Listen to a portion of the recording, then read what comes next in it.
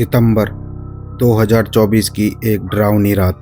मुरादाबाद के पाक बड़ा इलाके के गुरेठा गांव में चारों तरफ सन्नाटा था। रात के करीब 2 बज रहे थे जब उत्तर प्रदेश पुलिस की 112 हेल्पलाइन पर एक फ़ोन आया। कॉल उठाने वाले ऑपरेटर को दूसरी तरफ एक लड़के की तड़पती हुई आवाज़ सुनाई दी, जो कह रहा था कि उस पर जानलेवा हमला हुआ है और हमलावर स्वाति के पिता और भाई है। फ़ोन कट गया और पुलिस हरकत में आ गई। जब पुलिस की टीम बताए गए स्थान यानी कि गांव के पुराने कब्रिस्तान के पास पहुंची तो वहां 22 साल के योगेश की लहूलुहान लाश मिली। योगेश का गला किसी तेज धारदार हथियार से रेता गया था। पहली नज़र में यह मामला पुरानी रंजिश का लग रहा था, क्योंकि खुद मरने वाले ने पुलिस को फ़ोन करके कातिलों का नाम बताया था। पुलिस बिना वक्त गंवाए स्वाति के घर पर पहुंचती है, लेकिन वहां का नज़ारा देखकर पुलिस उलझन में पड़ गई। स्वाति का पूरा परिवार, उसके पिता और भाई इतनी गहरी नींद में सो रहे थे कि उन्हें जगाने के लिए पुलिस को कड़ी मशक्कत करनी पड़ी।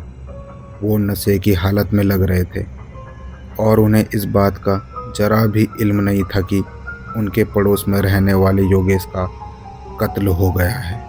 यहीं से पुलिस के मन में शक का बीज बोया गया। पुलिस को लगा कि कोई इतनी बेरहमी से गला काटने के बाद तड़पते हुए इतनी सफाई से पुलिस को फ़ोन करके नाम कैसे बता सकता है। जांच अधिकारी ने जब उस कॉल की रिकॉर्डिंग को बार बार सुना तो उन्हें एहसास हुआ कि फ़ोन पर सुनाई दे रही आवाज़ योगेश की नहीं बल्कि किसी ऐसे शख्स की थी जो उसकी नकल करने की कोशिश कर रहा था।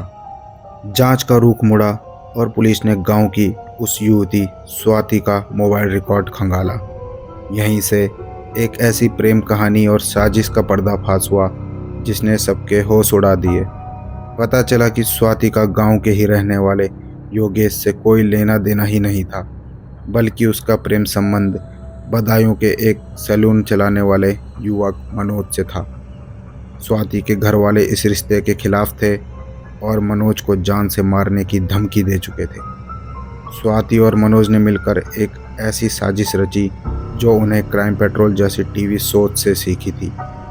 उनका प्लान था कि किसी तीसरे निर्दोष इंसान की हत्या कर दी जाए और उसका इल्ज़ाम स्वाति के पिता और भाइयों पर लगा दिया जाए, ताकि वे उम्र कैद की सज़ा पाकर जेल चले जाए और स्वाति और मनोज हमेशा के लिए एक हो सके।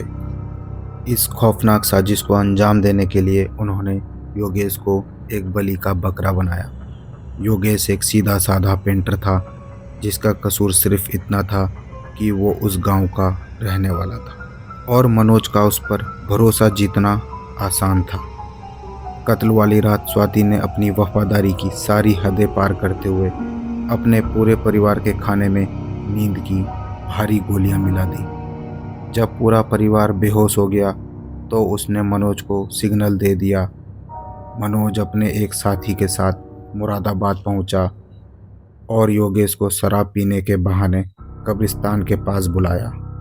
वहां जब योगेश नशे में धुत हो गया तो मनोज ने अपने पैसे में इस्तेमाल होने वाले उस तरह से योगेश का गला बेरहमी से काट दिया और फिर योगेश के ही फ़ोन से पुलिस को कॉल करके स्वाति के घर वालों को फंसाने की नाकाम कोशिश की। पुलिस ने जब डिजिटल सबूत जुटाए तो मनोज की लोकेशन उसी कब्रिस्तान के पास मिली।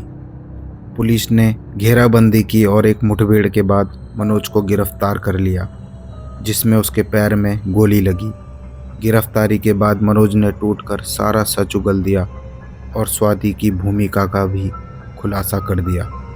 स्वाति, जिसे लग रहा था कि उसका परिवार जेल जाएगा और वो अपने प्रेमी के साथ घर बसाएगी, उसे भी सलाखों के पीछे भेज दिया गया। यह कहानी एक बेगुनाह युवक योगेश की जान जाने और एक बेटी द्वारा अपने ही परिवार को बर्बाद करने की सनक की गवाही बनी। आज भी गुरेठा गांव के लोग उस रात को याद करके कांप जाते हैं जब प्यार की आड़ में एक रोंगटे खड़े कर देने वाली साजिश रची गई थी। दोस्तों, अगर आपको आज की ये कहानी पसंद आई तो प्लीज़ वीडियो पे लाइक, कमेंट और शेयर ज़रूर करना और चैनल को सब्सक्राइब करना मत भूलना। मिलता हूँ आपको अगली रियल क्राइम स्टोरी के साथ, तब तक के लिए नमस्कार।